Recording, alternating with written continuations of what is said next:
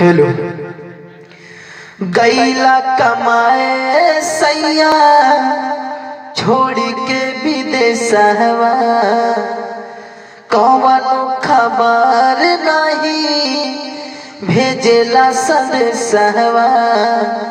हो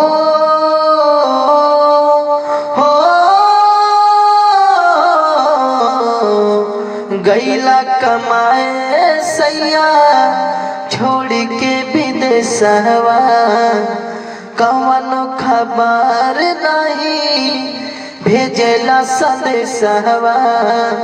सच कही कैला तू नदानी ये राजा, हम कैसे रहतानी, पल पल सतावेला जवानी, बलान बोला कैसे रहतानी। गैला कमाए सैया छोड़ के विदेशवा, कौनो खबर नहीं आवेला संदेशवा। ए सैया जी कहे ऐसा कैला हो।